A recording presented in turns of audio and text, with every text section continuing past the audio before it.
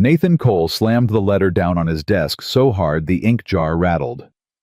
"I asked for a seamstress," he said, his voice low and controlled, which was somehow worse than shouting.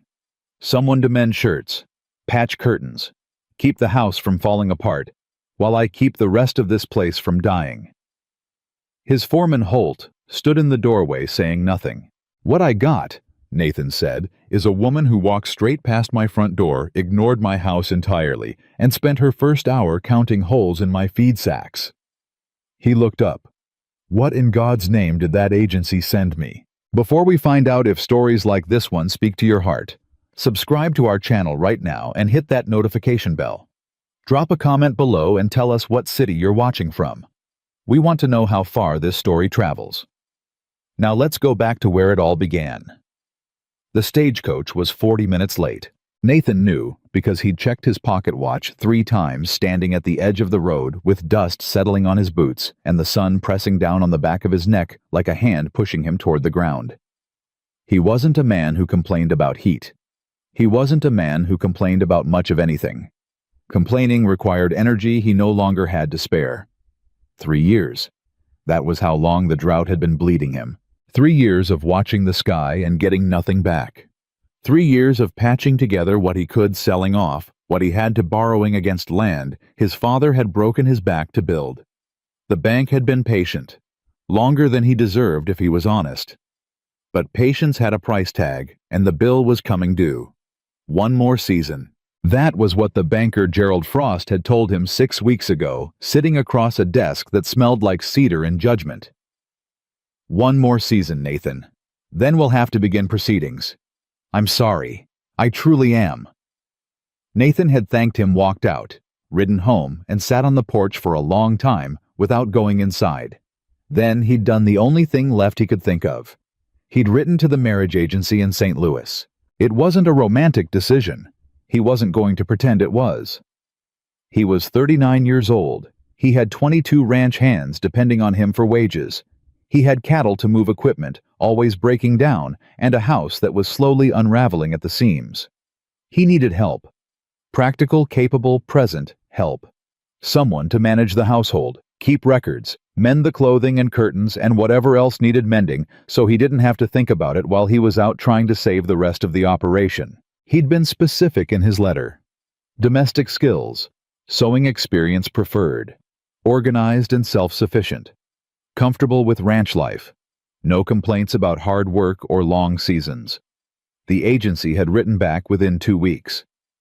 "We have an excellent candidate. Evelyn Harper, 33, from Jefferson City, Missouri. Capable, hardworking, reliable. We are certain she will exceed your expectations."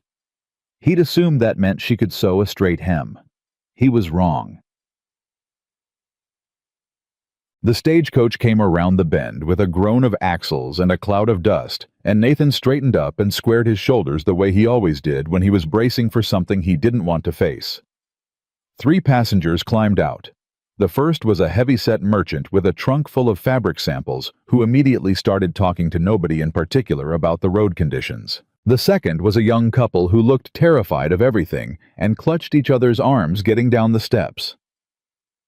The third was a woman who descended without hesitation, no one offering a hand and her not waiting for one, carrying a leather travel bag over one shoulder and what appeared to be a wooden case of tools under her other arm. Nathan blinked. She was not what he'd pictured. She was not what he'd pictured at all. She was medium height, with dark hair pulled back practically rather than prettily, wearing a traveling dress that had clearly been chosen for durability rather than appearance.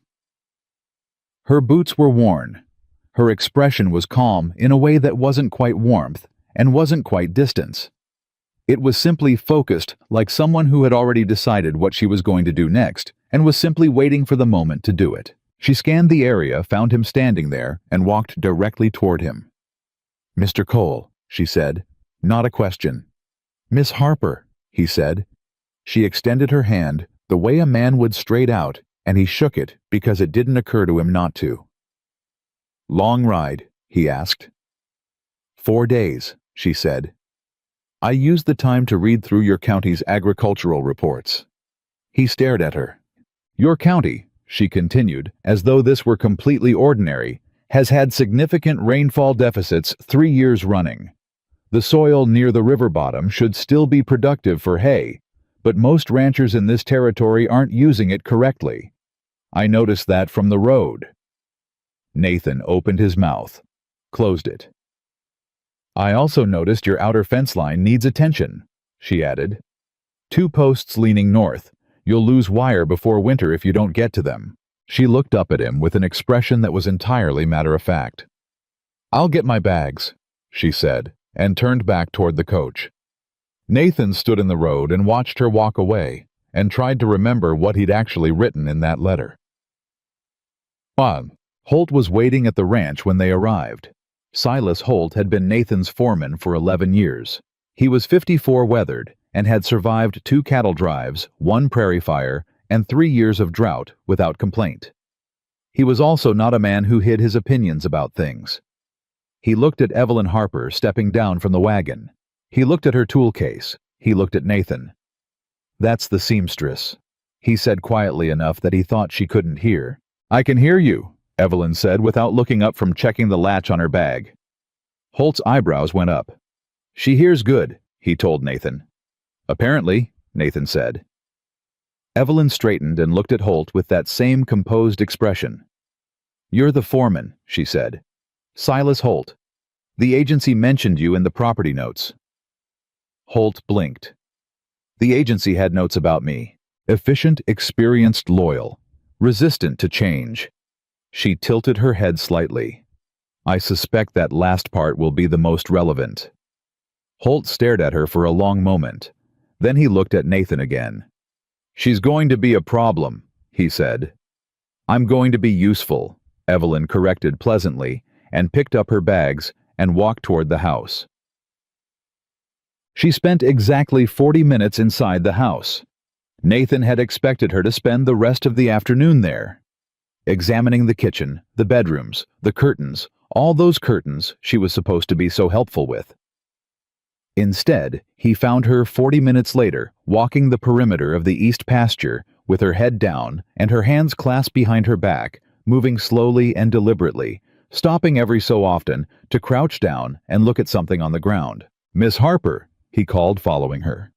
The house is that direction. I know where the house is, she said without slowing down. I'll get to it. He fell into step beside her half because he was irritated and half because he was curious against his better judgment.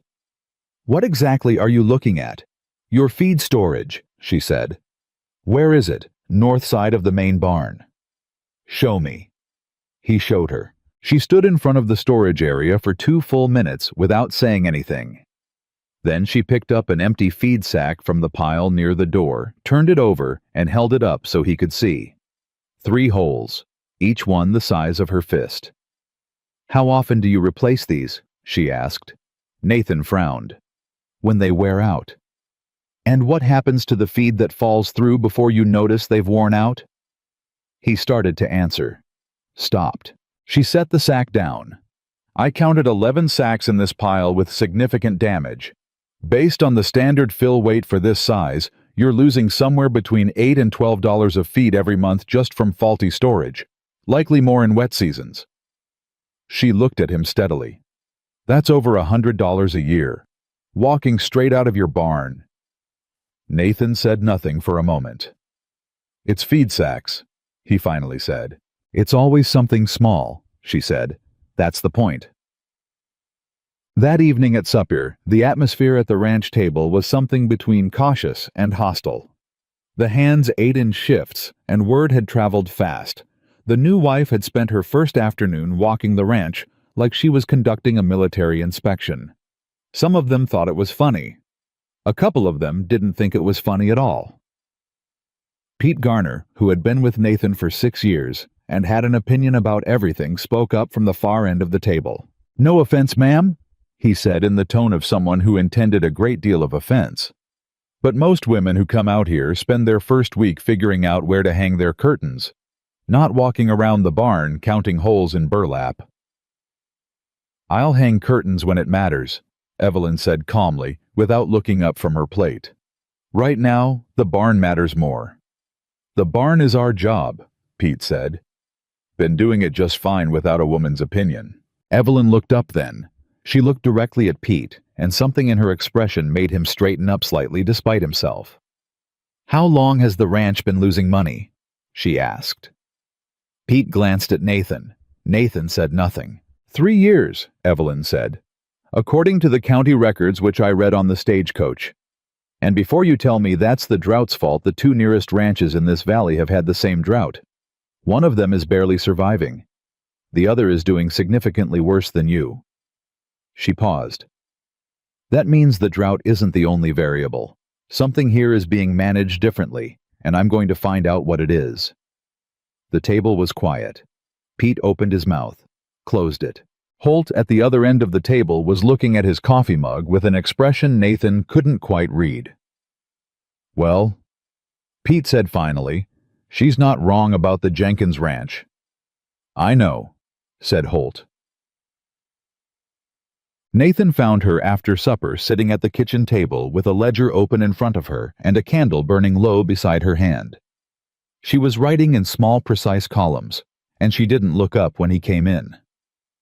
You should sleep, he said. You rode 4 days. I slept on the stagecoach, she said. He sat down across from her. Not because he'd planned to, just because his legs were tired and the chair was there. Those are my ledgers, he said. You left them on the shelf in the main room, she said. Unlocked. I assumed you didn't mind. I mind a little, he said. She looked up. Then lock them next time. He stared at her. She looked back down at the ledger. You're not what I expected, he said. What did you expect? Someone quieter. You wrote in your letter that you wanted someone self-sufficient, she said. Self-sufficient people ask questions. They observe. They don't wait to be told what to do. She turned a page. If you wanted quiet, you should have written that instead. Nathan rubbed the back of his neck. He was tired. He was always tired these days, but it was a different kind of tired tonight. Not the exhausted but numb feeling he'd been carrying for 3 years. Something sharper. Like being awake when you'd almost gotten used to being half asleep. What do you see? He asked. In the ledgers. She was quiet for a moment. Then she turned the ledger toward him and tapped a column near the middle of the page. This is your wagon repair line, she said. You've replaced 3 wagon wheels in the past 8 months. Wheels break. On flat terrain. At that frequency. She shook her head. You're not greasing the axles often enough. The friction is accelerating the wear. A 5-cent purchase every month would have prevented 2 of those 3 replacements. Nathan looked at the column. And here, she said, turning to another page, your hired labor costs for what you're calling general maintenance. Do you know what your men spent the most hours on last spring? Fencing, he said. Moving materials from the south storage area to the work sites, she said, which are on the north end.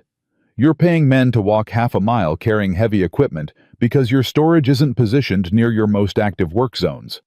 Move the supply cache, and you cut that labor cost by 1/3. He stared at her. I'm not saying these things to embarrass you, she said, and her voice shifted slightly, still direct, but something more careful in it. These aren't failures. They're patterns, and patterns can be changed. Nathan sat with that for a moment. How do you know all this? He asked. Where did you learn it? She was quiet long enough that he thought she might not answer. My father ran a dry goods store, she said finally. For 22 years.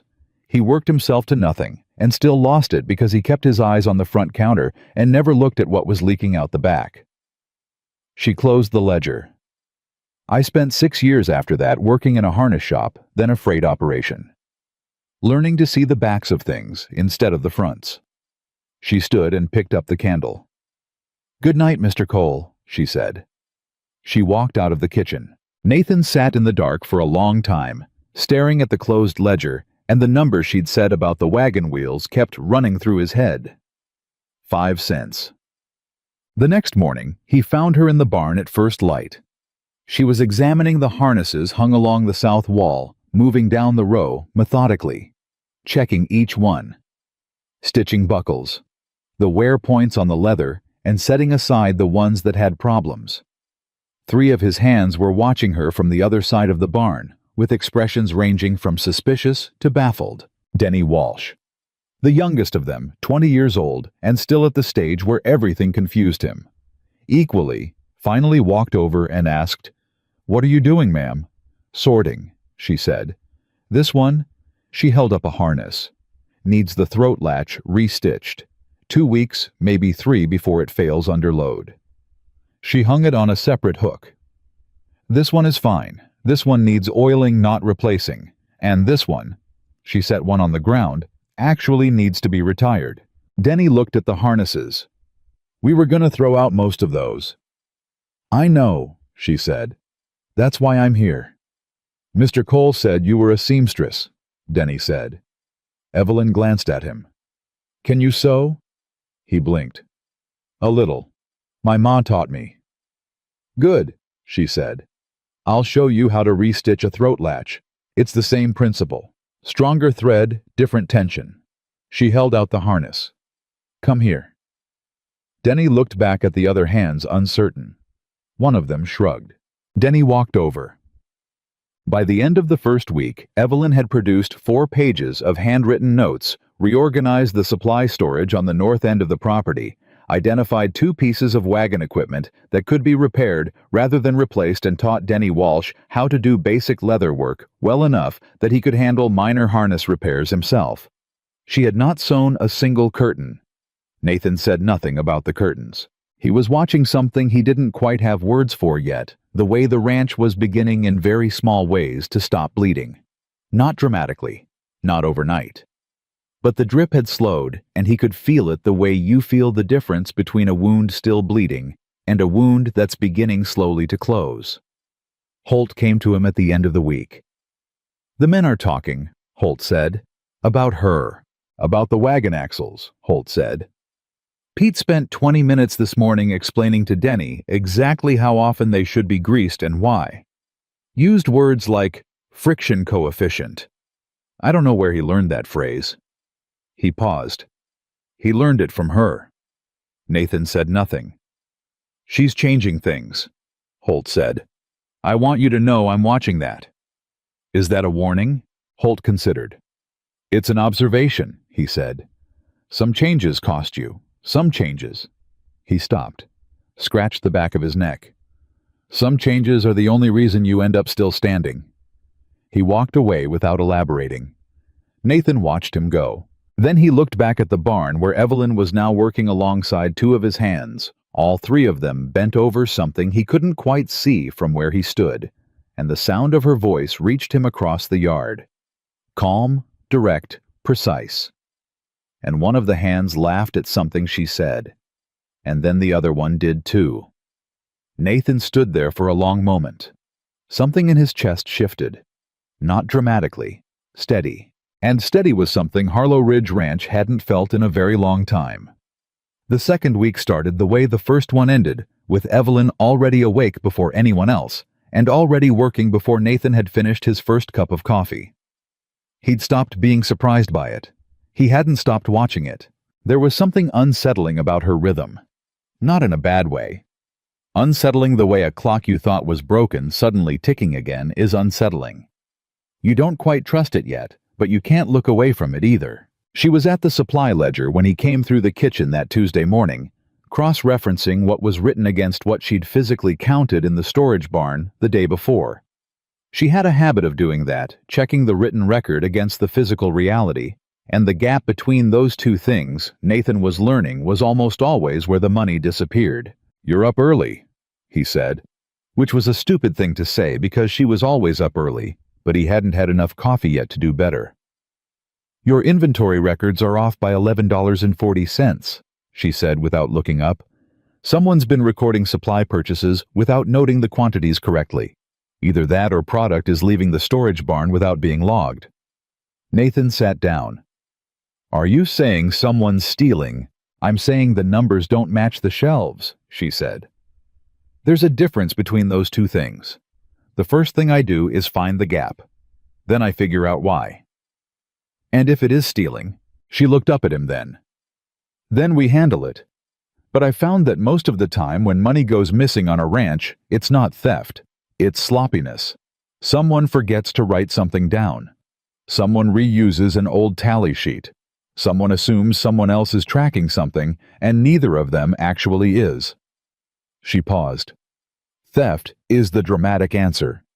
Usually the truth is more boring and more fixable. Nathan thought about that. Which would you rather it be? He asked. She considered the question seriously, the way she considered everything. Sloppiness, she said, because sloppiness is a habit, and habits can be retrained.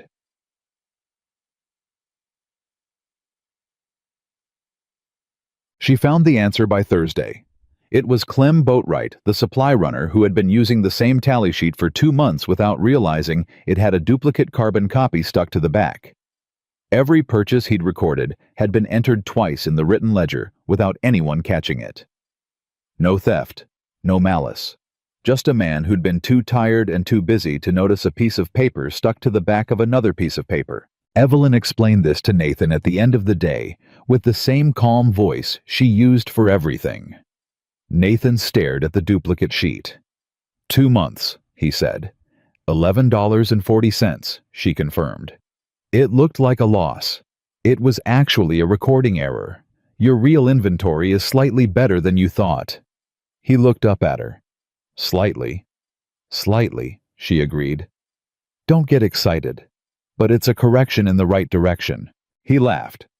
It surprised both of them, came out shorter and rougher than a real laugh, more like the sound a man makes when something is funny and exhausting at the same time.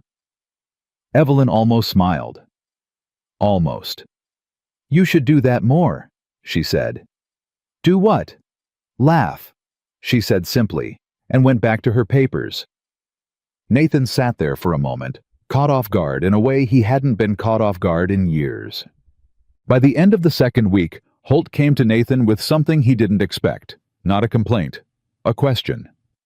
She wants to change the way we rotate the repair schedule, Holt said. Grouping the maintenance jobs by location instead of by type. Says it cuts travel time between work sites. Does she have numbers? Nathan asked. Holt's mouth tightened slightly. She has a chart. Does the chart make sense? A longer pause. Yeah, Holt admitted. It makes sense. Then do it her way. Holt looked at him for a moment. You trust her that fast? I trust the numbers, Nathan said. The numbers have been right every time so far. Holt nodded slowly the way a man nods when he doesn't fully agree but has run out of reasonable objections. He started to leave, then stopped. Pete asked her this morning why she knows so much about ranch operations, Holt said. Since she came as a seamstress. Nathan waited. What did she say? Said she came as a wife, Holt said. Not a seamstress.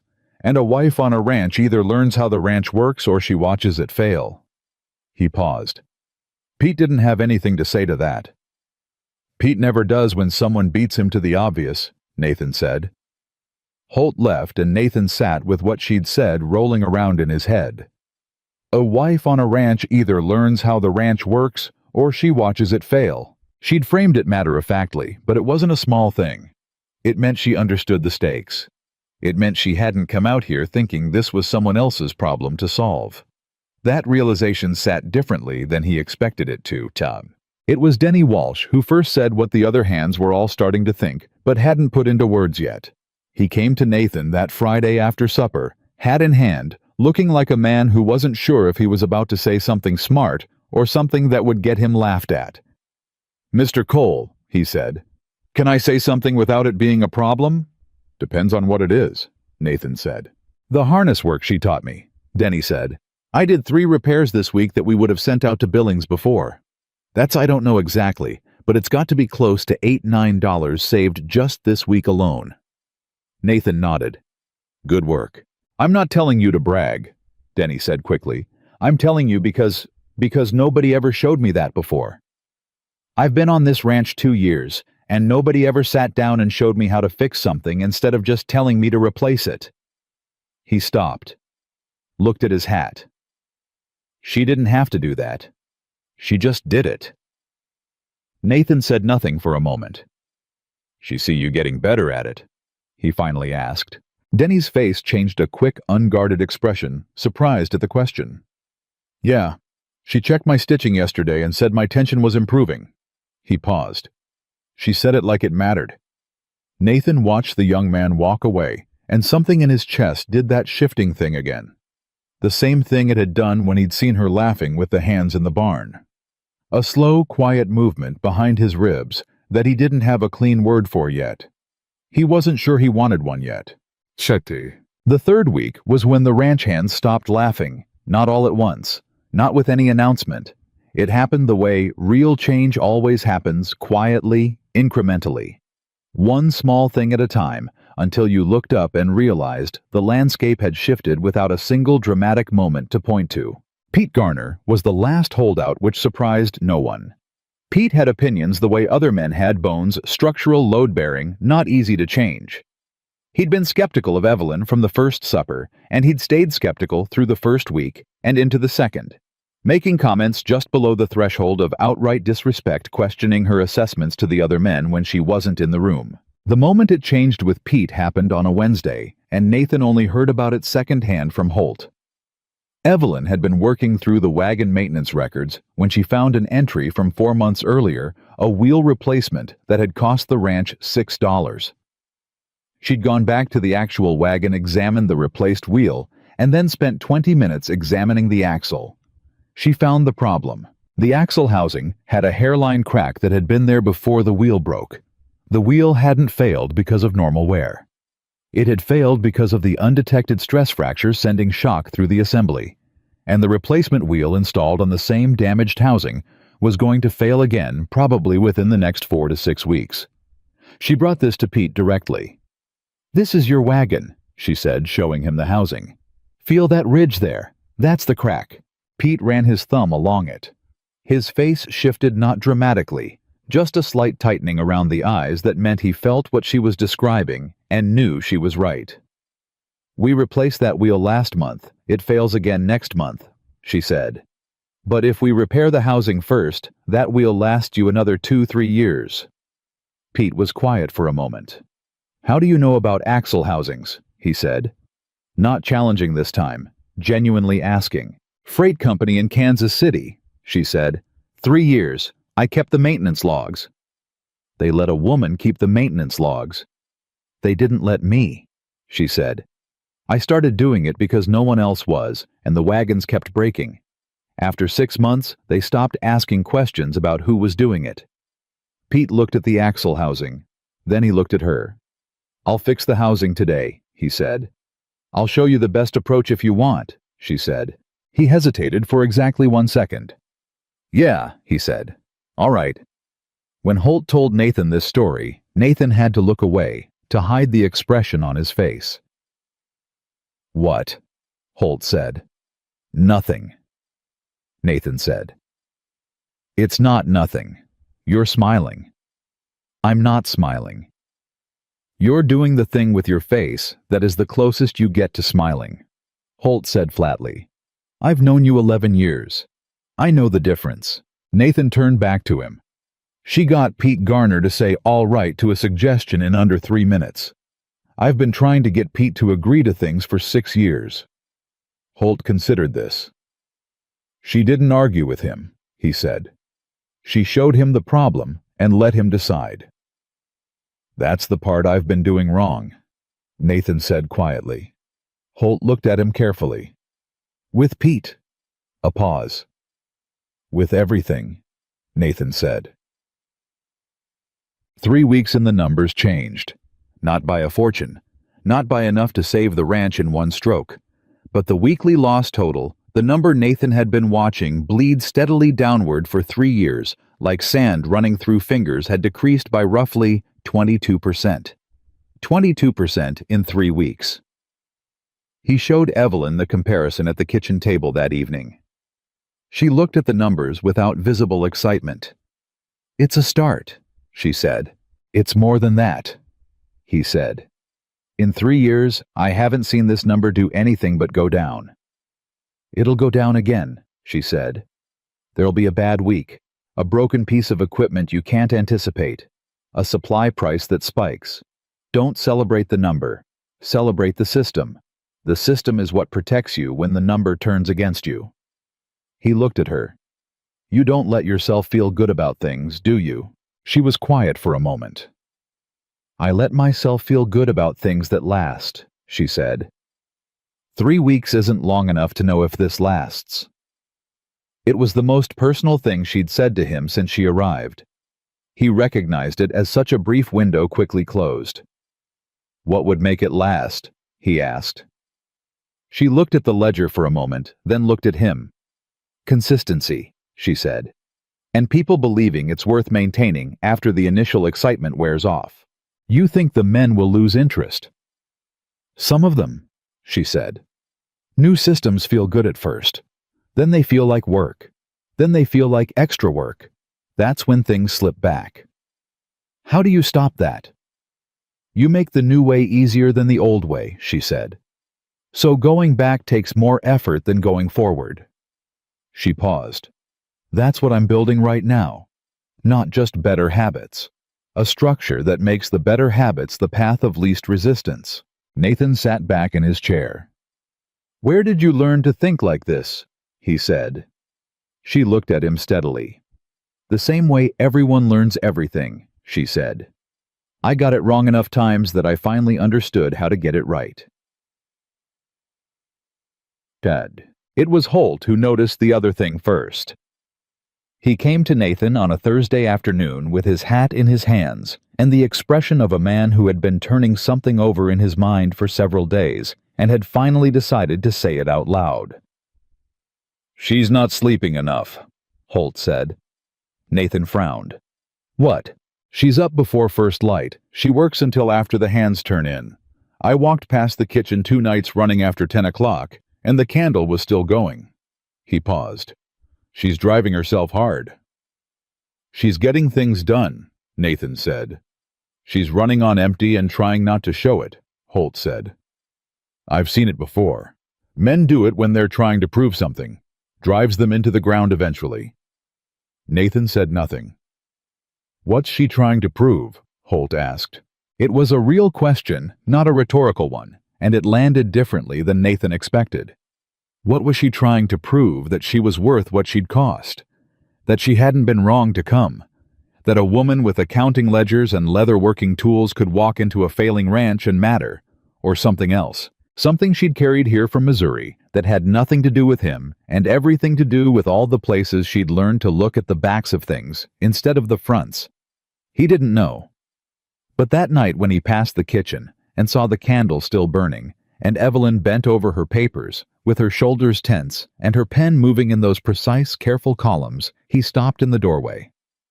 Evelyn, he said. She looked up. The use of her first name caught both of them slightly off guard. He'd been calling her Miss Harper. He wasn't sure when that had changed in his head, only that it had. It'll still be wrong in the morning, he said. She looked at him. Whatever you're finding in those books, he said. It'll still be there at sunrise, and you'll see it clearer after you've slept. A long pause. I'll finish this column, she said. Then sleep, he said. She looked back down at the ledger. Good night, Mr. Cole. He stood there a moment longer than he needed to. Nathan, he said. She looked up again. If I'm calling you Evelyn, you can call me Nathan. Something shifted in her expression. Not a smile exactly. Something quieter than a smile, and in some ways more significant. Good night, Nathan, she said. He walked down the hall and stood in the dark of his own room for a moment, aware of his heartbeat in a way he hadn't been for a very long time. The 4th week brought a complication nobody had planned for. Gerald Frost, the banker, rode out to Harlow Ridge on a Tuesday morning. He didn't send word ahead. He never did. It was a habit of his that Nathan had always found quietly cruel, the element of surprise, as a power tool keeping debtors permanently off balance. Nathan was in the yard when Frost arrived, and the familiar clench of dread hit him in the stomach, the way it always did when he saw that particular horse coming up the road. But then Evelyn came out of the barn. She'd heard the hoofbeats. Of course she had. She heard everything.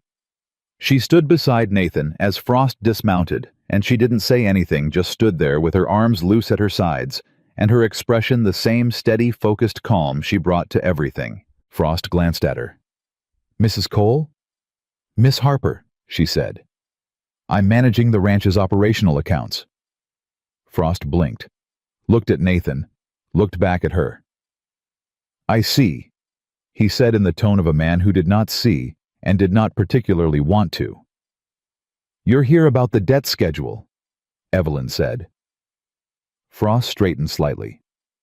"I'm here to assess the current financial position," she said. "Yes, come inside. I have the updated ledgers ready." Frost stared at her. "I assumed you'd be out this month," she continued. "So I prepared a full 3-week operational summary with projected forward numbers. It'll save time." She turned and walked toward the house. After a moment, Frost followed her. Nathan stood in the yard alone for a second, and then walked after them both, and the feeling in his chest was something he hadn't expected at all. It was the particular feeling of not being alone in something.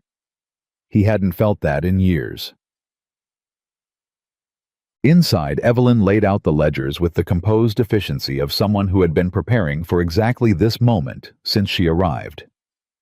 She walked Frost through the 3-week summary without flourish and without apology. Here are the numbers. Here is what they mean. Here is what has changed and why here is the projected trajectory, if current systems hold. Frost was quiet through most of it. When she finished, he looked at the summary page for a long time. "This is a significant shift," he said finally. "It's the beginning of a significant shift," Evelyn said. "The full effect of the operational changes won't appear in the numbers for another 6 to 8 weeks, but the trajectory is established and the systems are in place."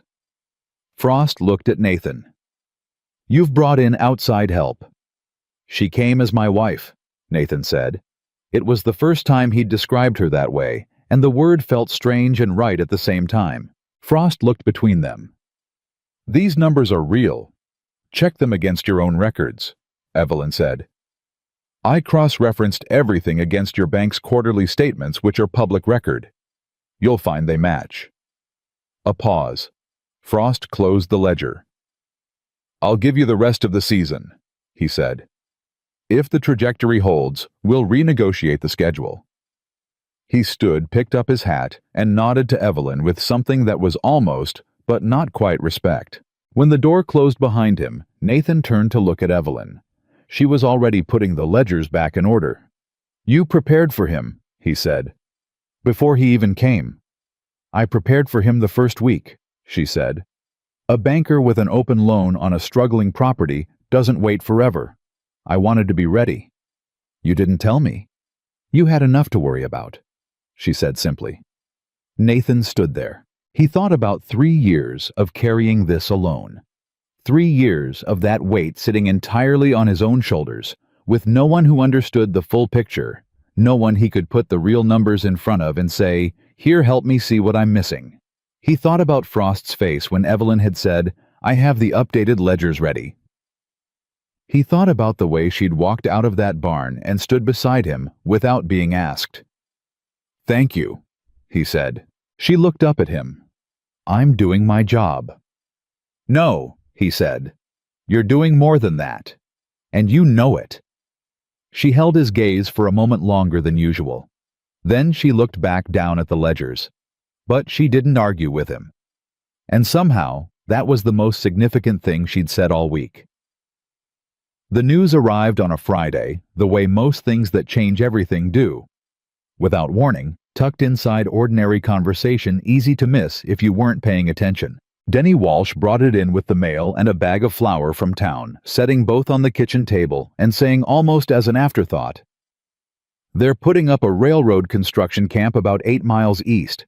Heard it from 3 different men at the feed store. Hundreds of workers coming in, maybe more." Nathan looked up from the harness he'd been mending. Evelyn, sitting across the table with the weekly ledger open in front of her, went very still. Not the stillness of someone who hadn't heard. The stillness of someone who was already thinking. "How long is the camp supposed to run?" she asked. Denny shrugged. "Nobody knows exactly. Could be 6 months. Could be closer to a year. They're laying track through the Valley Pass. It's a big job. Who's the foreman? Fellow named Crandall, out of Chicago. Denny put down the flour and left, already moving on to his next task. He had no idea what he'd just set in motion. Nathan looked at Evelyn. She was staring at the ledger, but her eyes weren't moving. She wasn't reading. She was calculating. "Say what you're thinking," he said. She looked up. "I'm thinking about what a camp of several hundred workers needs that nobody else is thinking about right now." "Supplies," Nathan said. "Every merchant in the county is already thinking about supplies." "Not supplies," she said. "Repair." He waited.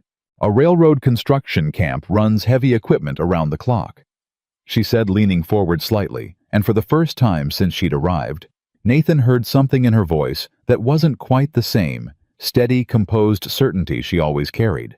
There was an edge beneath it. Not urgency exactly, but aliveness.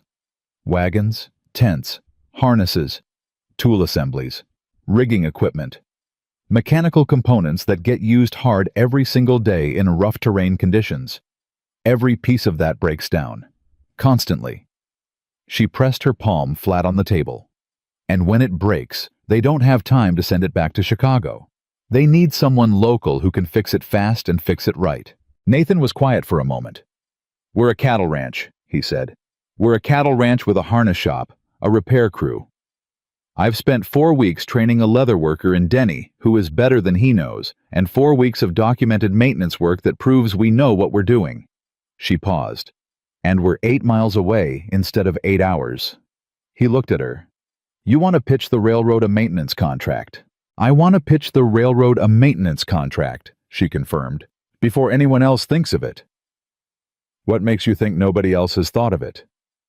"Because everybody else is thinking about selling them flour and nails," she said. "Which is the obvious answer. The obvious answer is always crowded." Nathan sat back in his chair. The ranch had been improving. Steady, real improvement, the kind that showed up in the numbers every week without dramatic swings. Frost had ridden back out 10 days after his first visit, reviewed the updated ledger without being invited, and left without saying much, which Nathan had learned to read as a positive sign.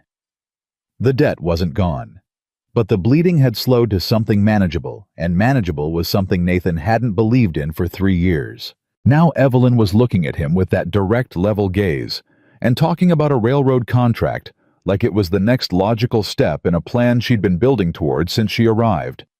Maybe she had been. "There's risk," he said. "There's always risk," she said. "What's the specific risk you're worried about?" "That we take on a contract we can't fulfill and burn whatever goodwill we've built," he said. "Frost just gave us room to breathe. If we overextend..." "We won't overextend," she said. "I won't let us take on more than we can handle.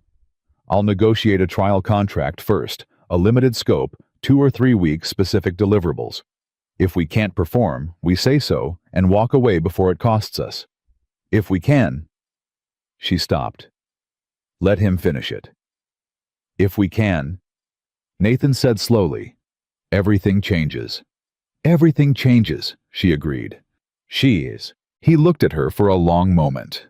There was something almost frightening about the clarity of her, the way she could see a thing fully formed when everyone else was still sorting out the general shape of it. "When do you want to go?" he said. "Tomorrow morning," she said. "Before word gets around and someone else has the same idea." "I'll ride with you," he said. She shook her head. "I need to go alone." He started to object. "Nathan," she said, and the directness in her voice stopped him. "If you come with me, he'll talk to you. He'll assume you're the one with the proposition and I'm the one who came along.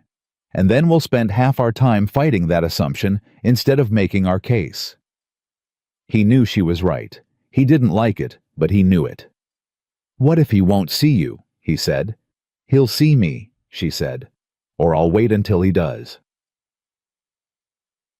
She left at first light Saturday. Nathan was in the yard when she rode out, watching her go with his coffee going cold in his hand and a feeling in his chest that he couldn't quite name.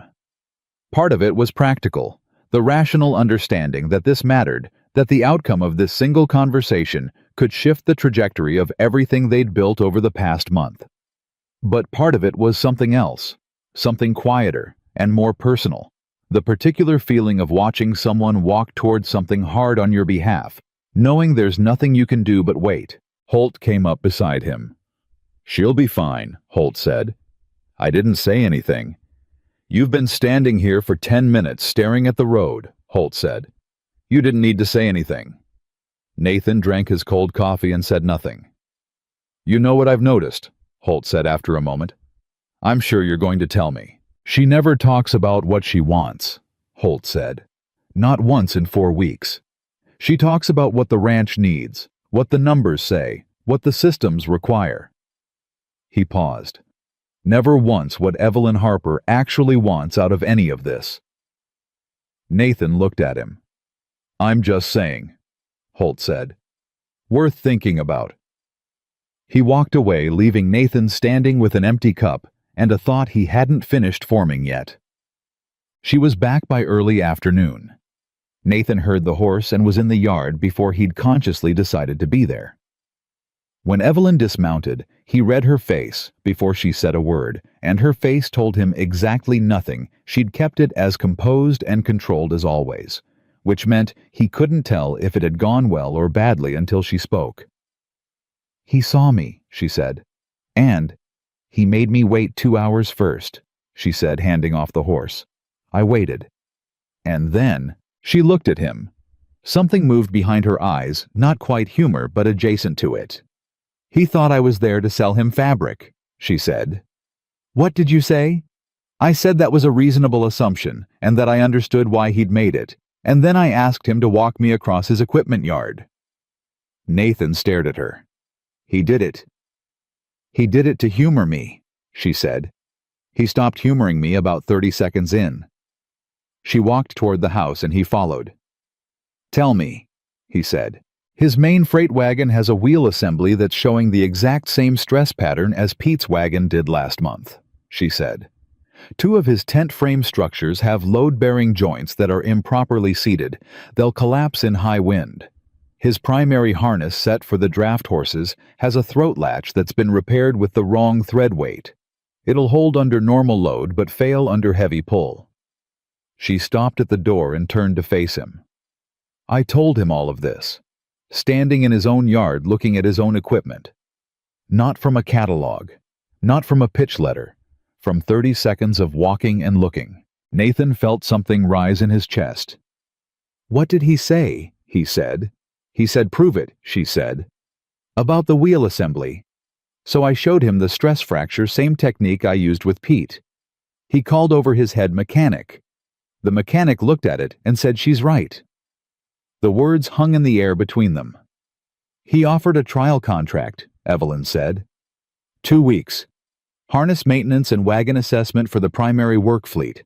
If we perform, we discuss a longer arrangement." Nathan breathed out. "That's—" he started. "It's a trial," she said quickly. "Not a contract. Don't celebrate yet." "Evelyn." She stopped. "Let me have 30 seconds, he said. She looked at him. Something in her expression shifted that same quiet thing that wasn't quite a smile, but was warmer than her usual composure. 30 seconds, she said. He nodded slowly, looking at her, letting the weight of what she'd done settle fully into his chest. All right, he said. Now let's talk about what we need to make this work. The next 10 days were the hardest and the most alive the ranch had felt since Nathan could remember. Evelyn restructured the work rotation entirely, pulling Denny and 2 of the more mechanically capable hands onto the railroad work while keeping the core cattle operation running with the remaining crew. She drew up a maintenance protocol for the railroad fleet, broke it into daily task assignments, and briefed every man on his specific responsibilities with the same calm precision she'd brought to everything since her first day. Pete Garner, who had once questioned why a woman was interfering in ranch business, was now effectively her second-in-command on the repair operation. Nobody remarked on this out loud. It had happened too gradually and too naturally for anyone to make a speech about it. On the third day of the trial, the head mechanic at the railroad camp, a thick-shouldered man named Briggs, who had initially watched Evelyn with open skepticism, came to her with a problem. One of the heavy freight wagons had developed a grinding noise in the left rear axle. The camp's own men had looked at it and couldn't isolate the source. Evelyn looked at it for 4 minutes. "Your inner bearing race has a flat spot," she said. "Probably happened during the last river crossing, a sharp impact at the wrong angle. It's not catastrophic yet, but under full load on rough terrain, it'll worsen fast. You'll want to replace the race before the weekend run." Briggs stared at her. "How do you even—" "The grinding changes pitch under different load conditions," she said. "If it were the outer race, it'd be consistent. The variation means it's inner, which means impact damage rather than wear." She looked up at him. "Do you have a replacement in your parts inventory?" Briggs blinked. "Yeah," he said. "We do." "Good," she said. "I can walk your man through the replacement if he hasn't done it before." Briggs was quiet for a moment. "How long have you been doing this?" he said. "Doing what?" "Looking at broken things and knowing what's wrong with them." She considered the question with the same seriousness she gave everything. "Since I was about 16, she said. "My father's store had an old delivery wagon. Nobody could figure out why one wheel kept loosening. I figured it out." She paused. "Wrong bolt thread for the hub size. 5-minute fix once you knew what to look for." Briggs looked at her for a long moment. "Crandall doesn't know what he's got," he said. "Crandall gave us a trial contract," she said. "That's enough for now." Back at the ranch that evening, Nathan found Evelyn at the kitchen table, her usual spot, her usual candle. But tonight, she wasn't writing in the ledger. She was sitting with both hands wrapped around a coffee cup, staring at nothing. He sat down across from her. "Hard day?" he asked. She looked up. For a moment, her face was unguarded in a way it rarely was. The composure pulled back just far enough that he could see the tiredness beneath it. "Good day," she said. "But a hard one. Tell me the hard part." She was quiet for a moment. "Briggs asked his junior mechanic to shadow me this afternoon," she said, "to learn the assessment process." A pause.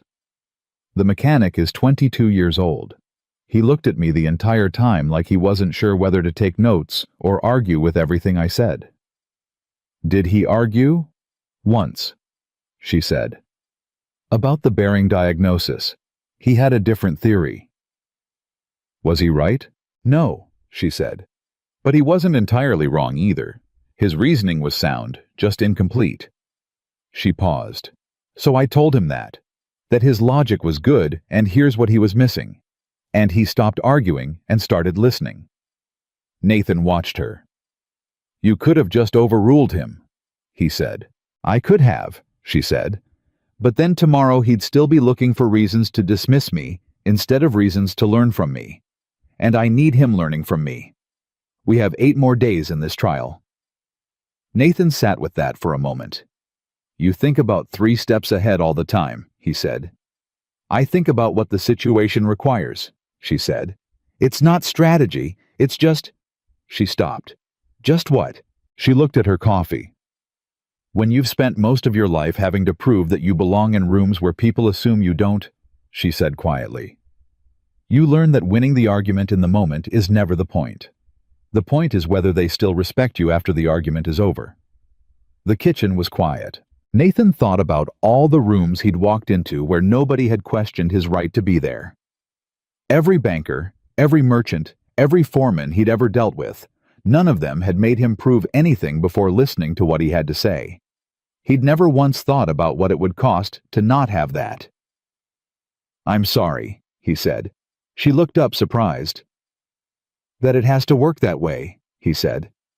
"That you have to spend energy on that instead of just doing the work." She held his gaze for a moment that felt longer than it was. "Most people don't notice that it costs anything," she said. "I'm noticing," he said. Another pause. Something in her expression changed slowly, the way light changes when a cloud moves the same landscape, but different, and somehow more real.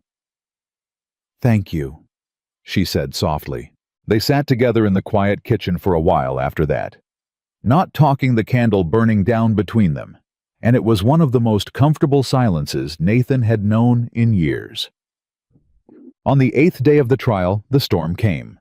It hit in the early hours of the morning, an early autumn front that nobody had predicted, driving in fast from the northwest, with the kind of force that felt almost personal. By the time the sun should have risen, the sky was the color of iron, and the wind was tearing at everything that wasn't nailed down. Nathan was awake before the worst of it hit, standing in the barn with Holt and 3 of the hands, listening to the sound of the storm against the roof and thinking about the railroad camp 8 miles east. Open terrain, temporary structures, canvas tents and wooden frames, and hundreds of men trying to work through this. "She's going to want to go out there," Holt said. "She's going to go whether I say she should or not," Nathan said. "Are you going to try to stop her?" Nathan looked at him. "Would you?" he said. Holt said nothing. By the time the worst of the wind dropped enough to ride safely, Evelyn was already at the door with her coat on and her tool case under her arm, and Nathan was right beside her with his own coat and his horse ready. She looked at him. "I thought you said I needed to go alone," she said. "That was a business meeting," he said. "This is a storm." She held his gaze for a moment. "All right," she said. They rode together. John. What they found at the railroad camp was organized chaos. 2 tent structures partially collapsed, a supply wagon with a broken tongue equipment, scattered men working fast and hard to secure everything that could still be secured. Crandall was in the middle of it, barking orders, when he saw Evelyn ride in. "Your timing," he started. "Where's your worst damage?" she said. He pointed. She was off her horse before he finished pointing. For the next 4 hours, Evelyn moved through the camp with the focused calm of someone who had been preparing for exactly this. Not this storm specifically, but for the moment when everything went wrong at once, and the question was whether the systems held or fell apart. The systems held. The harness sets they'd maintained were intact. No failures under emergency load conditions. The wagon assessments they'd done had flagged 2 vehicles as unreliable. Both of those were the ones sitting damaged now. Every piece of equipment they'd touched was performing. Briggs found her near the end when the worst of the cleanup was winding down. 2 wagons lost, he said. Both ones you flagged as low priority to us last week. The ones we hadn't let you assess yet. She said nothing. Everything you touched held, he said. She looked at him. "I need to tell Crandall that," Briggs said. "Yes," she said. "You do." Crandall was harder to read. He was a man who ran things and didn't like surprises, and a woman who showed up and turned a storm crisis into a demonstration of competence was, Nathan suspected, the most surprising thing that had happened to him all year. He came to Evelyn at the end of the afternoon when the camp was beginning to settle back into something resembling order. "The trial contract," he said. "Yes," she said. "It's not enough," he said. Evelyn's expression didn't change. Nathan, standing 5 feet behind her, felt his jaw tighten. Then Crandall said, "I want to discuss a permanent maintenance arrangement. Full camp fleet.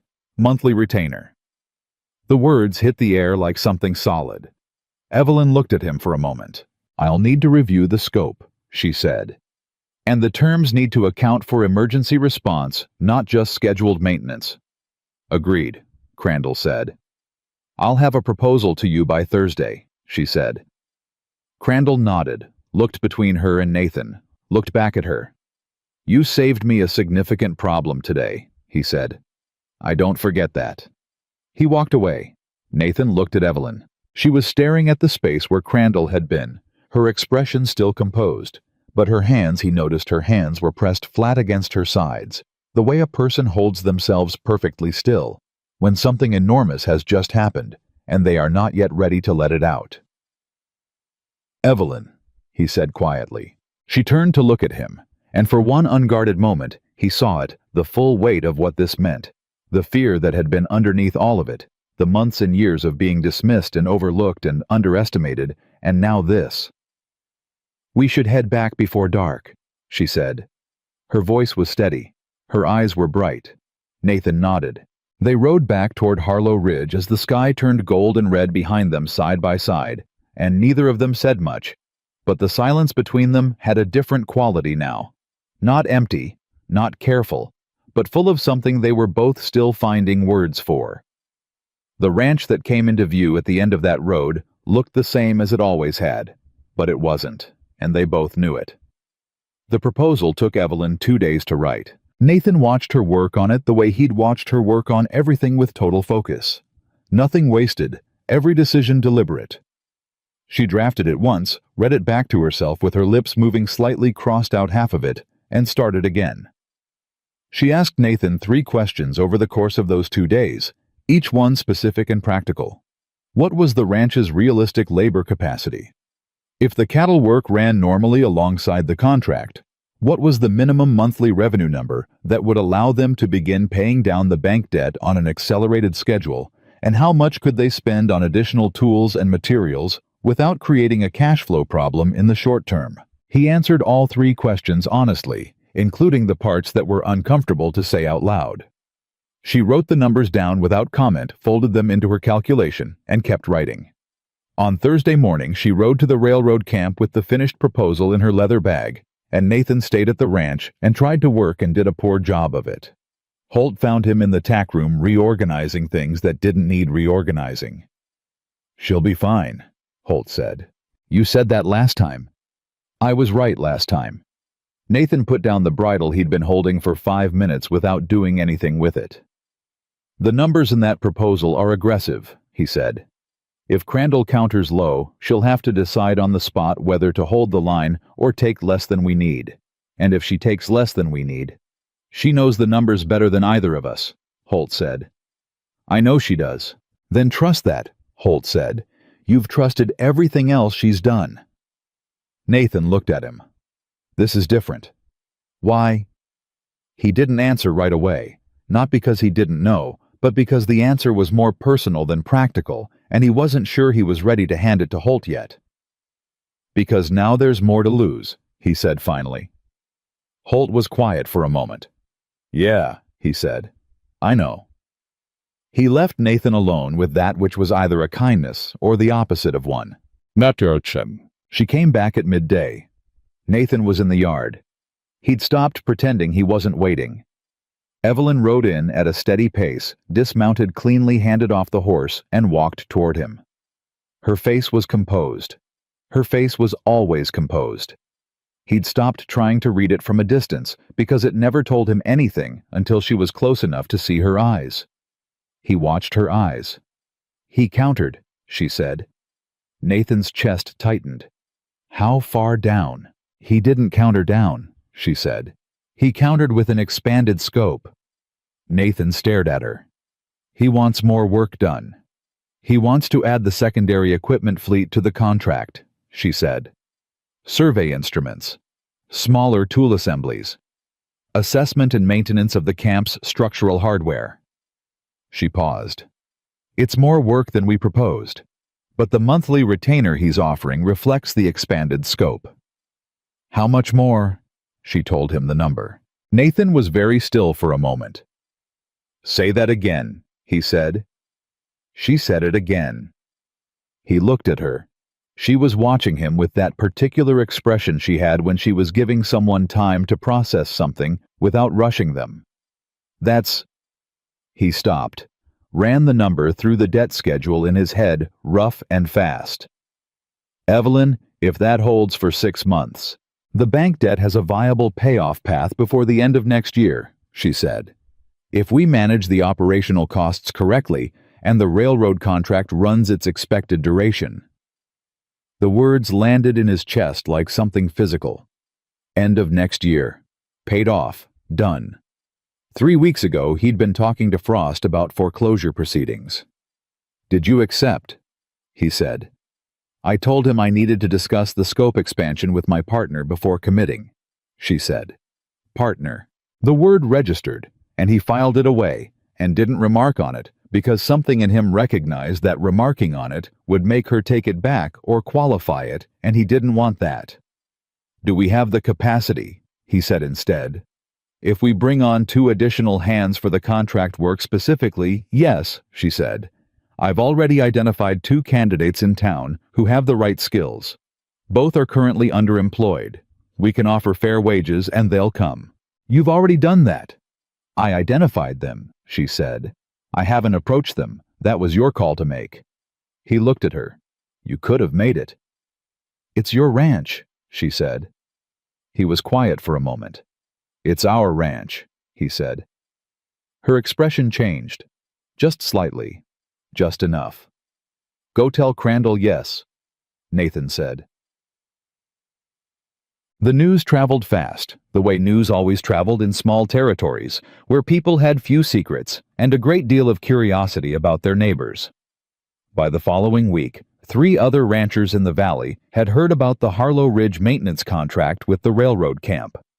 By the week after that, 2 of them had sent word asking if Evelyn could come look at their equipment. She brought this to Nathan one evening at the kitchen table, laying the 2 inquiry letters in front of him without comment. He read them, looked up. Neighboring ranches, he said. Yes, she said. They want to pay us to assess and maintain their equipment. That's what they're asking, yes. He looked at the letters again. This is a separate business from the ranch. It could be, she said, or it could be structured as a service the ranch offers that generates additional revenue without requiring us to expand the cattle operation. She paused. There are 2 ways to grow, Nathan. You can get bigger, or you can get more efficient, and let the efficiency create space for new things. We've been doing the second. This is the second creating space. If we say yes to both of these, we'll need the workshop properly equipped, she said.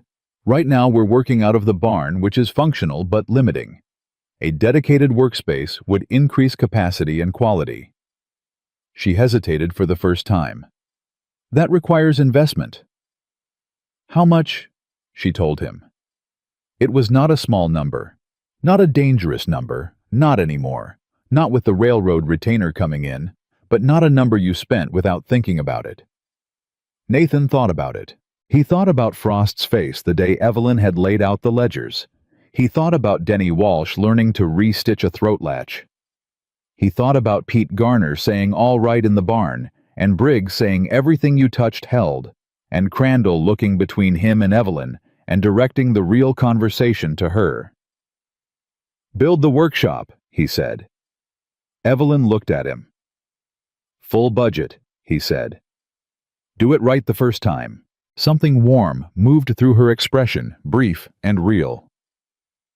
I'll have specifications drawn up by the end of the week, she said. Gerald Frost rode out again on a Tuesday morning, and this time Nathan saw him coming and didn't feel the clench of dread in his stomach. That alone felt like a kind of victory. Frost came into the house and sat across from the ledger spread that Evelyn had already laid out. She had a way of always being half a step ahead of the situation, always having the paperwork ready before someone asked for it, and he worked through the numbers in silence for a good 10 minutes. Then he sat back. You signed a maintenance retainer with the Crandall Railroad Camp, he said. We did, Nathan said. And you have 2 neighboring properties requesting services. We do.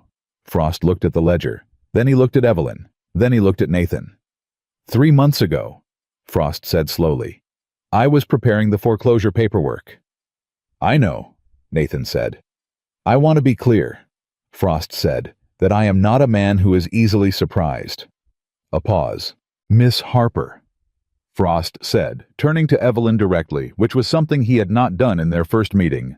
What is your projection for the debt retirement timeline? Evelyn answered him with the same figures she'd given Nathan, clear specifics supported by the ledger columns she'd marked in pencil for exactly this conversation. Frost was quiet for a moment. If you maintain this trajectory, he said, and the railroad contract holds its expected duration, we retire the primary debt inside 14 months, Evelyn said, with a reserve buffer established by month 9.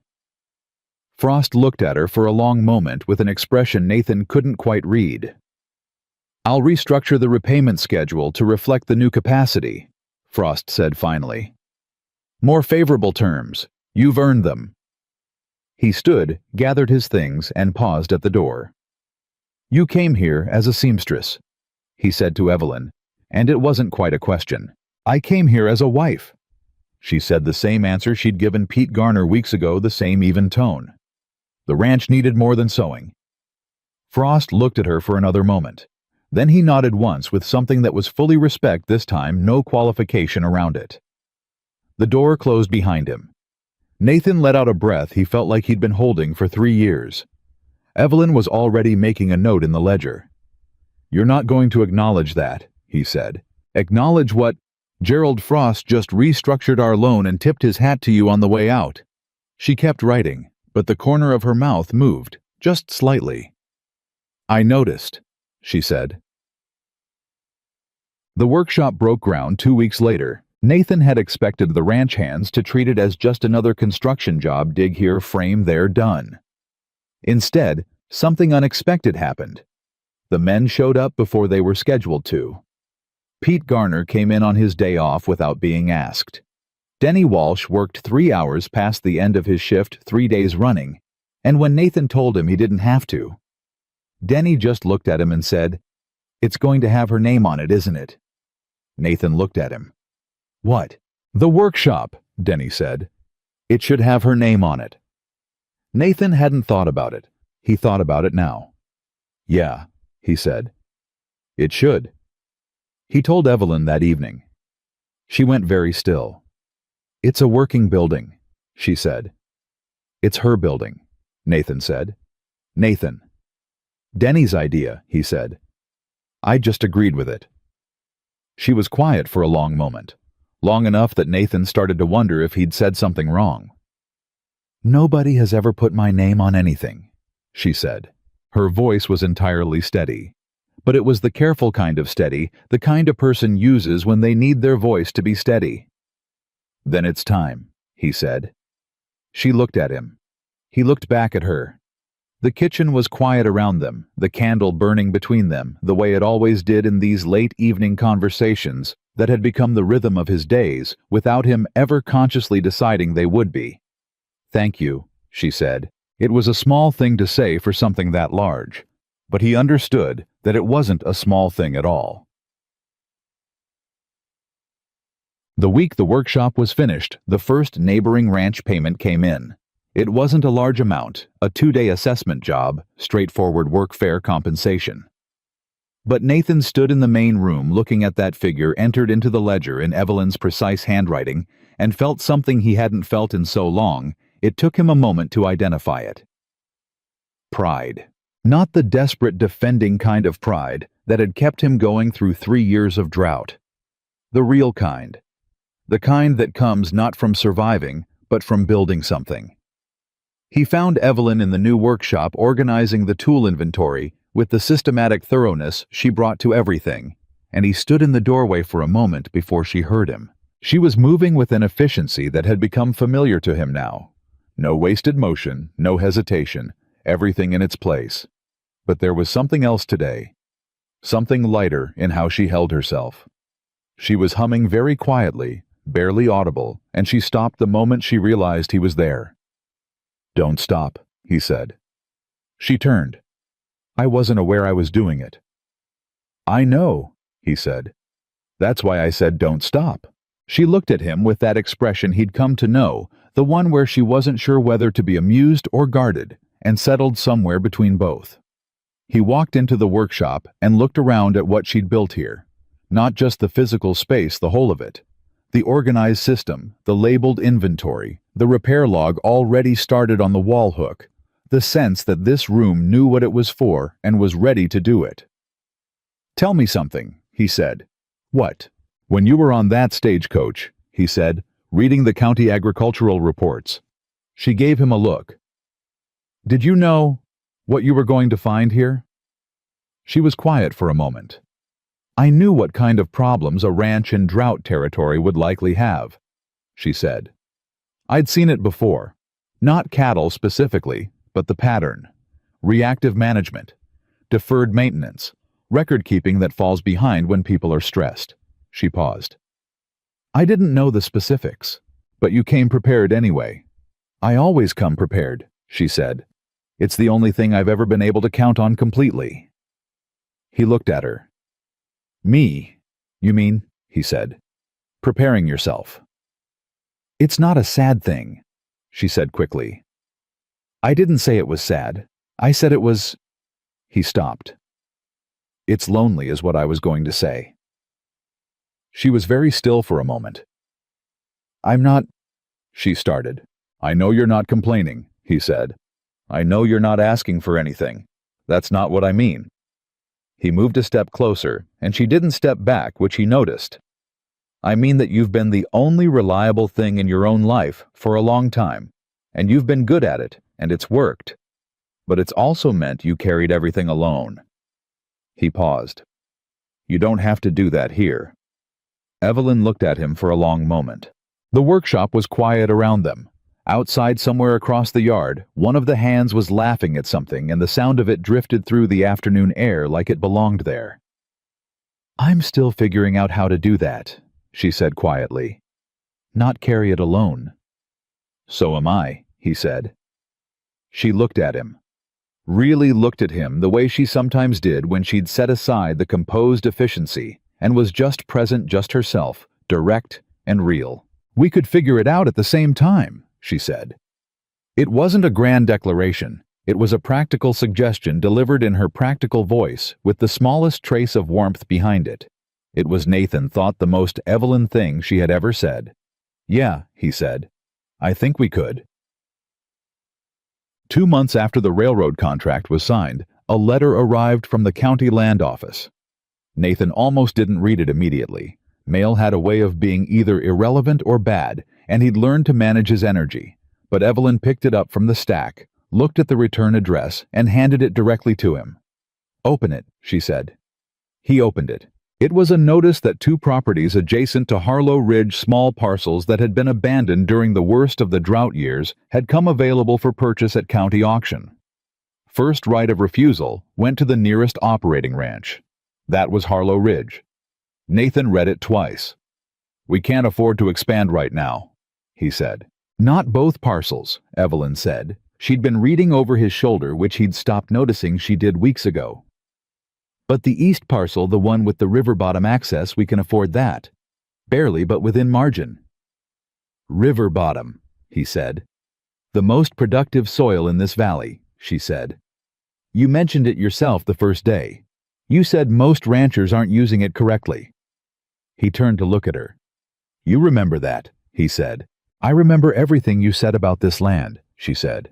From the first week. He stared at her. She'd been cataloging his own words, filing them, keeping them available, not for any manipulative purpose, just because that was how her mind worked, always building a larger picture from all the available pieces. That parcel adds how much to our hay production, if we work it correctly, he asked. Based on soil yield averages for this region and what I've been able to estimate about current rainfall recovery. She paused, pulled the number out of her head the way she always did, clean and immediate. Enough to cut our feed purchasing costs by somewhere between 30% and 40% annually, plus we'd have surplus to sell in good years. Nathan looked at the letter. He thought about his father breaking this land with his hands. He thought about 3 years of drought and Frost's cedar-smelling office and the letter he'd written to a marriage agency, asking for someone to mend his curtains. He thought about the woman standing beside him, who had arrived with leather working tools and accounting ledgers and had proceeded to save everything he thought was already gone. Submit the bid, he said. Evelyn took the letter from his hand. I'll have it in tomorrow's mail, she said. The bid was accepted 3 weeks later. Holt was the one who brought the confirmation letter out to where Nathan was working, and he stood there while Nathan read it with an expression on his face that was as close to openly emotional as Silas Holt ever allowed himself to get. Your father bought this ranch in 1861, Holt said. He did, Nathan said. He'd have something to say right now. He would, Nathan said. Most of it unrepeatable. Holt laughed, a rare, real sound, not his usual dry grunt. She going to keep surprising us? Holt asked. Nathan folded the letter, looked out across the land. Every single day, he said. "I'm counting on it." That evening he found Evelyn at the kitchen table. Her usual spot, her usual candle, but the ledger in front of her was the new one. The one she'd started the week the railroad contract was signed. The one where the numbers ran in a direction that still felt almost impossible to believe. Upward. He sat across from her without being invited, which had stopped requiring an invitation sometime around the 6th week, and she looked up and then back down at the ledger without comment, which meant she was comfortable with it. He watched her write. "The East parcel bid was accepted," he said. She looked up. "I know," he said. "Holt told me, which means you already know too because you heard Holt's horse before I did." The corner of her mouth moved. "I heard it," she confirmed. "And you didn't come out." "You looked like you needed a moment," she said. He looked at her. That quality again, the one he'd noticed so many times now, the way she paid attention not just to the practical details of things, but to the human ones. To what people needed. To what to give them and what to leave them. "Evelyn," he said. She waited. "None of this exists without you," he said. "Not the railroad contract, not the workshop, not this land bid, none of it. You built the foundation," she said. "I built a foundation that was sinking," he said. "You're the reason it holds." She looked at him steadily, and something in her eyes was different tonight. Not the careful composure, not the focused efficiency, but something more open, more present, more like the woman he'd caught glimpses of in the unguarded moments. "I needed this too," she said quietly. "I want you to know that. This wasn't only about saving your ranch. I needed somewhere that—" She stopped. "That what?" he said. She looked down at the ledger for a moment, then back up. "Somewhere that needed what I actually have," she said. "Not what people expected me to have. Not what was convenient for me to be." A pause. "Somewhere that needed exactly this." The kitchen was very quiet. Nathan reached across the table and covered her hand with his one deliberate, unhurried gesture. Nothing rushed about it. She looked down at their hands, didn't move. "It does," he said, "and so do I." When she looked up, the brightness in her eyes that he'd seen at the railroad camp after Crandall walked away was back, and this time she didn't blink it down or turn away or reach for the ledger. She just looked at him, and the candle burned steady between them, and outside the window, the first stars were coming out over Harlow Ridge, and for the first time in nearly 5 years, Nathan Cole felt the future arriving instead of retreating. Not because someone had fixed his clothes. Because someone had shown him that what he thought was broken was only waiting for someone who knew how to look at it right. The curtains were finished on the 23rd of December. Evelyn hung them herself early in the morning before anyone else was up, and when Nathan came into the main room and saw them, he stopped in the doorway and stood there long enough that she turned around to see what the problem was. "No problem," he said. "Just looking." She looked at the curtains, then at him. "They're curtains, Nathan." "They're the curtains I asked for in a letter 6 months ago," he said, "when I thought that was the most important thing I needed." She turned back to straightening the hem on the left panel. "And now?" "Now I know better," he said. She didn't respond to that directly, but he saw the line of her shoulders shift slightly, that small involuntary softening. She still did when something landed closer than she'd planned for. She'd gotten better at letting him see it. He'd gotten better at not making a production of it. They had both been learning these past months. Different things at different speeds, but in the same direction. Christmas at Harlow Ridge that year was louder than it had been in a long time. Holt had said something to the hands about it being a different kind of year, and they'd taken that as license to celebrate accordingly. Someone produced a fiddle.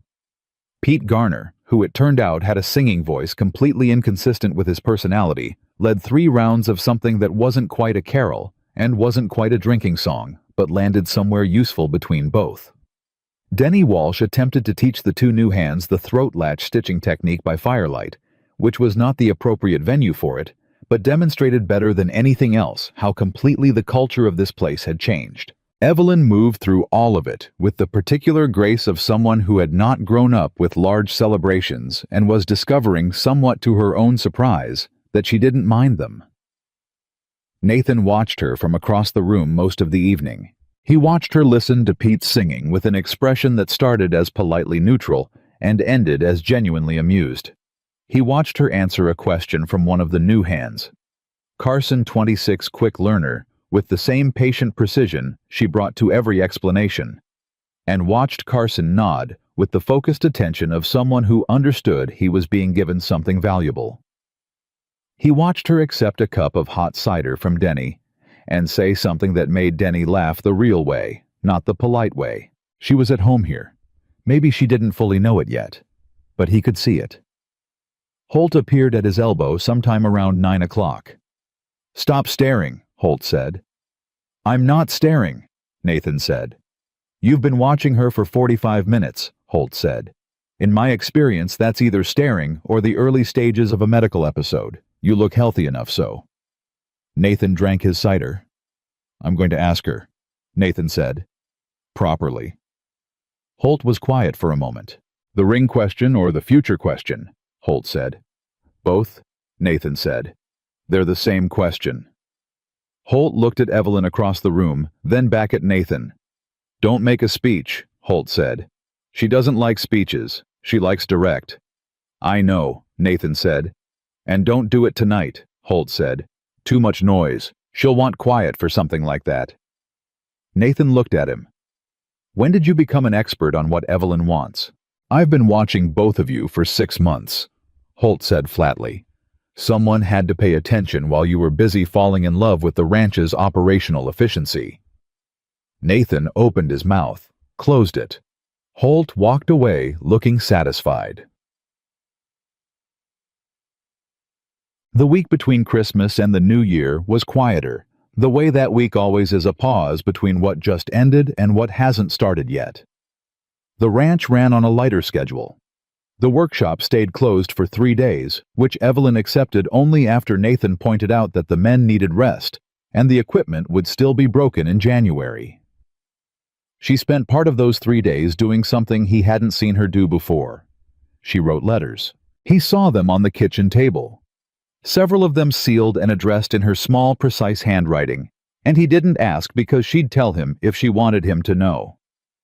On the second day, she said unprompted, "I'm writing to women I know from Missouri, from Kansas City, 2 from the harness shop."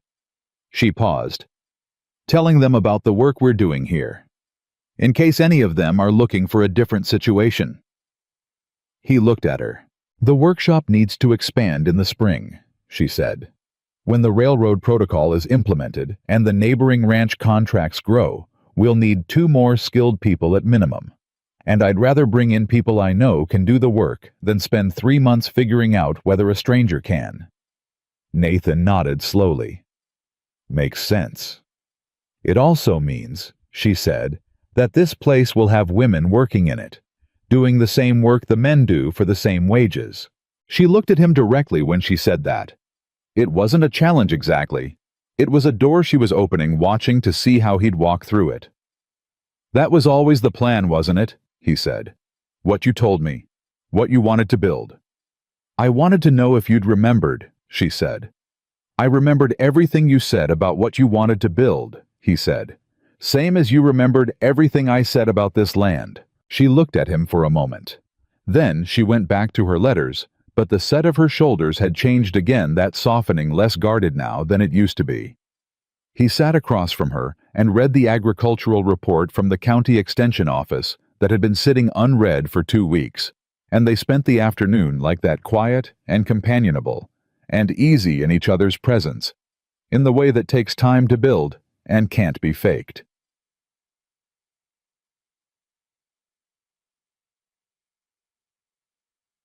He asked her on the 28th of December, not with a speech, not with fanfare. The way he did most things that mattered, directly after thinking it through completely when the moment presented itself and he was ready. They were in the workshop. She was finalizing the second draft of the railroad protocol documentation, and he was repairing a bridle that needed attention, and the only sound was the scratch of her pen and the creak of leather under his hands, and it was so ordinary and so exactly right that it clarified something he'd been turning over for weeks. "Evelyn," he said. she said, still writing. I want to ask you something, and I want you to answer it honestly, not practically. She put the pen down and looked at him. I want you to stay, he said. Not as a business partner, not as the person managing the accounts. As my wife, a real one. The kind that chose it and means it and isn't going anywhere. She was very still. I know how this started, he said. I know what the letter said and what the arrangement was. I know you came here on terms that had nothing to do with what this became. And I'm not asking you to pretend the practical part doesn't exist, because it does, and you built most of it, and it's good and real. He paused. But the practical part isn't the reason I want you to stay. I want you to stay because this place is better with you in it. I am better with you in it. And I hope that you know that. Evelyn looked at him for a long moment. He waited. He'd learned to wait for her. She thought before she spoke, and everything she said meant exactly what it said, and he had come to value that more than he knew how to express. You said honestly, she said, not practically. Yes, he said. Honestly, she said. I stopped thinking of this as a temporary arrangement sometime around the 5th week. He looked at her. The Axel housing, she said. When Pete said all right, I thought this is what it could be. A place where the right answer wins, regardless of who gives it. She paused. I started thinking of it as mine then, which frightened me, because it wasn't. It is, he said. I know that now, she said. Is that a yes? He said. The corner of her mouth moved. That was me being honest instead of practical, she said. The practical answer is also yes. He crossed the workshop in 3 steps, and she stood up, and he took her face in both hands with the careful certainty of a man who had thought about this moment and knew exactly what he wanted it to be. And she reached up and held his wrists the way she held everything directly without hesitation, certain. He kissed her. She kissed him back. Outside, the winter held the ranch in its cold, quiet grip, and inside the workshop, with her name on the side of it, something that had started as a desperate letter from a man who thought he needed curtains, became exactly what it was always going to be if you were willing to wait for it and work for it and see it clearly. Todd. January arrived with the cold and with Douglas Hart's formal written agreement delivered by Ryder on the 3rd day of the new year. Evelyn read it at the kitchen table while Nathan stood behind her, and she read it twice before she set it down, which meant it was significant. She usually only needed to read something once. The scope is larger than what we discussed in December, she said. Good larger or complicated larger, he said. Both, she said. He's added 2 additional camps to the initial implementation, and he wants the full protocol documentation delivered by March 1st. She looked at the timeline on the 2nd page. That's aggressive. Can you do it? She looked at the document. Her jaw was set in the particular way it got when she was measuring something difficult against her own capacity and trying to be honest about the result. If Carson is as good as he's been showing, she said, and if the women from Kansas City come, one of them specifically Ruth, she kept freight records for 3 years and picks things up fast, then yes. With that help, March 1st is possible. Then tell Hart yes, Nathan said. It's a significant commitment, she said. You've made significant commitments before, he said. You got on a stagecoach to Montana based on a letter from a man you'd never met. She looked up at him. This is better odds than that was, he said. She looked back at the document. Significantly better odds, she agreed, and picked up her pen. The letter to Ruth went out the next day. Ruth's reply arrived in under 2 weeks, which suggested she had been waiting for exactly this kind of offer without knowing it was coming. She could be in Montana by February, she wrote. She had 2 questions, what the wages were, and whether she'd be expected to pretend she didn't know things in order to make the men around her more comfortable. Evelyn read this letter to Nathan at the table. He listened to the 2nd question twice. What did you write back? He said. I told her the wages, Evelyn said. And I told her that nobody at Harlow Ridge had made that particular requirement of me, and she could expect the same. Nathan nodded. Good answer. I also told her to bring her freight records, Evelyn said, because we're building the protocol documentation, and her real-world data is more useful than theory. Nathan looked at her. You're building a team, he said. I'm building what comes after me, she said quietly. He understood what she meant. Not that she was leaving the opposite of that. She was thinking past herself, past the immediate work, past the current season, to the thing that would still be standing and growing long after the urgency of the present had become the ordinary of the future. That was how she thought. Always the longer view. Always the structure underneath the structure. You told me in December, he said, that you wanted to build something that lasts. I remember, she said. This is that, he said. What you're building right now, this is exactly that. She looked at him for a moment, with that expression she still sometimes got, the unguarded one. The one that remembered what it felt like to be the woman waiting in a Kansas City boarding house for letters that didn't come back. I know, she said softly.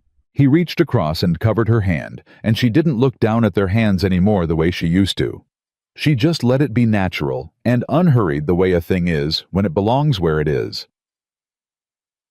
Whoa. Ruth arrived on the 14th of February. She was 40 years old, broad-shouldered, and had a handshake that surprised Carson considerably. She looked at the workshop within 20 minutes of arriving, asked 4 questions that demonstrated she'd read everything Evelyn had sent her in the preparatory letters, and by the end of her first day had correctly identified a load-bearing stress point in one of the neighboring ranch's wagon frames that Evelyn had flagged but not yet had time to document. She'll do, Pete Garner said to Holt that evening. Holt looked at him. High praise from you. She found the stress fracture herself, Pete said, without being shown. That's the test. Holt thought about a different woman who had walked into their barn 6 months ago and identified problems simply by walking and looking. History repeating, Holt said. Good history, Pete said, which was the most generous thing Pete Garner had said about anything in 11 years. And Holt made a mental note to remember the exact date. The protocol documentation was finished on the 26th of February, 3 days before the deadline. Evelyn and Ruth worked the final week in long stretches that went past midnight, cross-referencing every procedure against every piece of field data they had, testing each instruction for clarity by having Carson and Denny attempt to follow it without guidance and noting every point of confusion. By the time they were done, it was the most thorough piece of operational documentation Nathan had ever seen outside of a government office, and it had been built by 2 women in a Montana ranch workshop in the middle of winter. When Evelyn set the final bound copy on the kitchen table, the morning it was finished, she looked at it for a long moment without saying anything. Nathan waited. My father worked 22 years, she said finally, and at the end of it, he had nothing to show that would outlast him. She touched the cover of the document.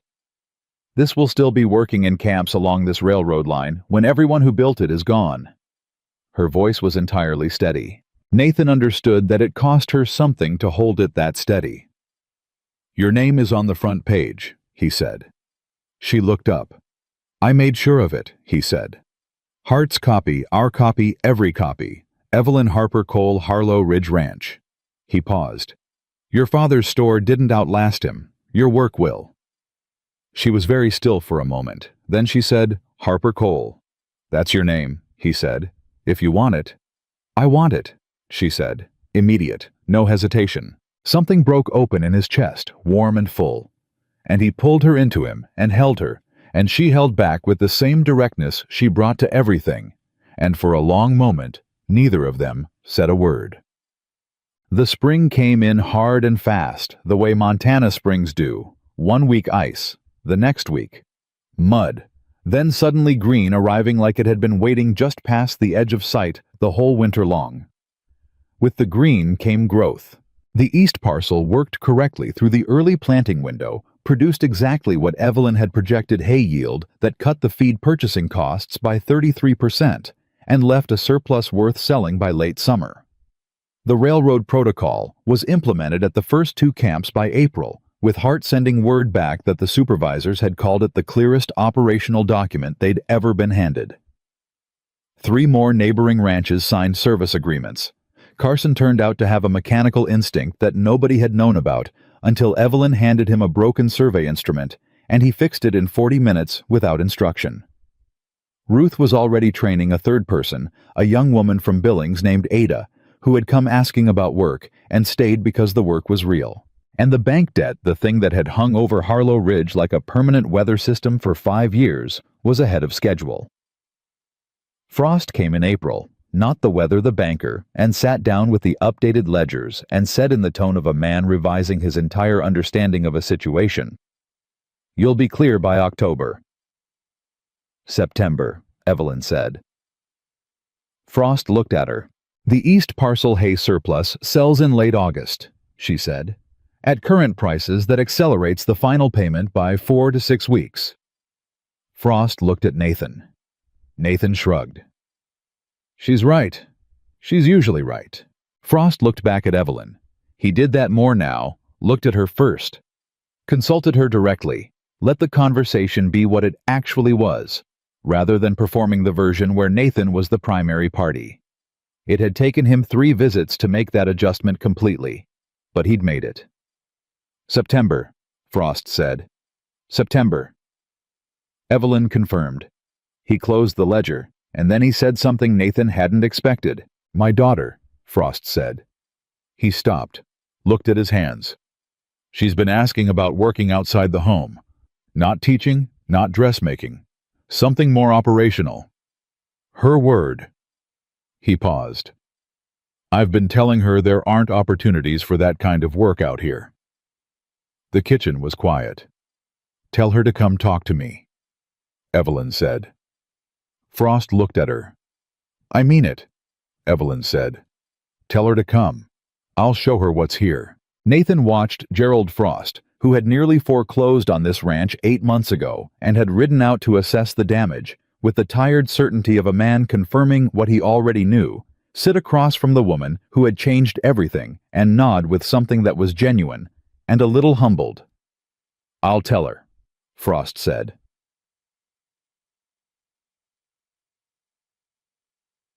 The debt cleared on the 4th of September.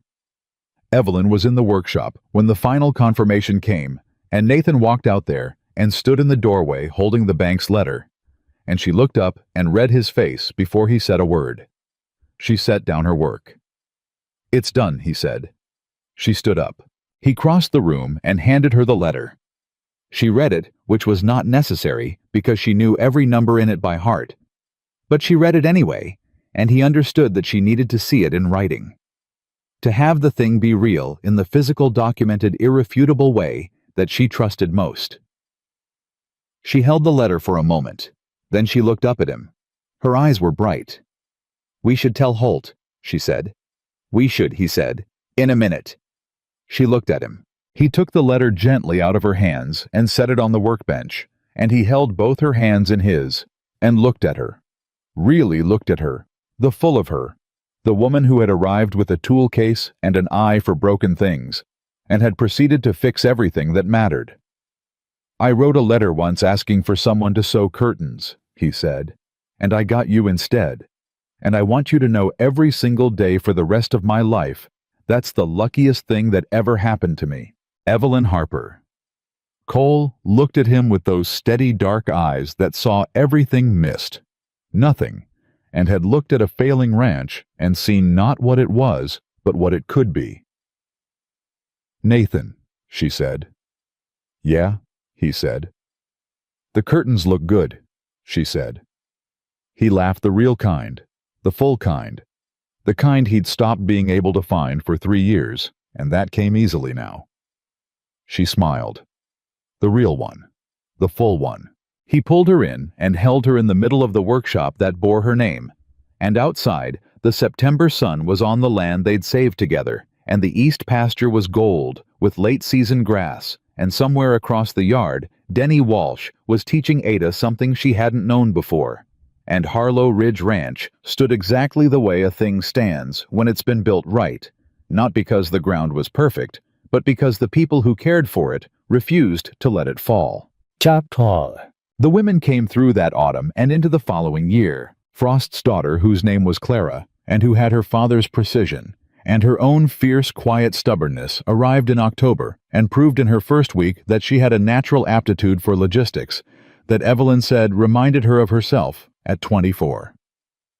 Ada trained 2 more women from Billings who had heard through the particular telegraph of women's conversations that Harlow Ridge was a place that would teach you what you actually knew and pay you what you were actually worth.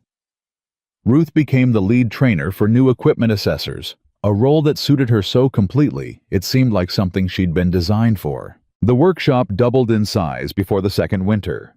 Holt stood looking at the expanded building one morning with the expression he got when something had exceeded his expectations and he hadn't fully adjusted to it yet. "Your father built this ranch with 12 men and a prayer," he said to Nathan. "He did," Nathan said. "You rebuilt it with a woman who counts holes in feed sacks and doesn't stop until the numbers make sense." "I didn't rebuild it," Nathan said. "We did." Holt looked at him. "You're different than you used to be," Holt said. "Better or worse?" Nathan asked. Holt thought about it with his characteristic honesty. "Better," he said. "Considerably." That second winter, on an evening in January, Nathan found Evelyn in the main room. She was sitting by the fireplace, not at the kitchen table, which was itself unusual. She had her sewing in her hands, but she wasn't sewing. She was looking at the fire, and she had the expression she got when she was thinking about something large and was taking her time with it. He sat down beside her. She leaned into him, which she'd started doing the quiet, natural lean of someone who had decided that this was where she belonged and had stopped needing to be careful about showing it. "What are you thinking about?" he said. "Next year," she said. "The year after. What this looks like in 5 years." "Tell me," he said. "More women," she said. "From more places. Not just Montana. I've had 2 letters this month, one from Wyoming, one from Colorado. Women who heard about the work here." She paused. "I think there's something larger possible. A network of some kind. Ranches and operations that are connected. Where information moves between them. Where a woman in Colorado who knows how to read a failing axle housing can find out that a ranch in Montana needs exactly that skill." She stopped. "I don't know exactly what that looks like yet." "You'll figure it out," he said. "You always do." She looked up at him. "You say that like it's easy." "I say it like it's true," he said. She was quiet for a moment. "When I was on that stagecoach," she said, "I kept telling myself to have reasonable expectations, that this would be practical, workable, fine." She looked at the fire. "I was prepared for fine." "And," he said. She looked up at him, and the fire was warm on her face, and everything she felt was visible in it. Not the composed efficiency, not the careful control, just Evelyn fully present, fully real. "This is not fine," she said. He smiled. "No. This is—" She stopped, found the word. "This is what I didn't know to hope for." He put his arm around her and she leaned in, and the fire burned steady in the grate, and the ranch was quiet around them, and outside the stars were brilliant and cold over the land they had saved and built, and intended to keep building for as long as they both had strength left for it. Nathan Cole had written a letter asking for someone to mend what was torn. What arrived instead was someone who knew that the real work was never mending what was torn. It was building something strong enough that it wouldn't tear again. She had done exactly that. And Harlow Ridge Ranch stood and would keep standing as proof of what becomes possible when someone looks at a broken thing and sees not the ending, but the beginning of something far better than what came before.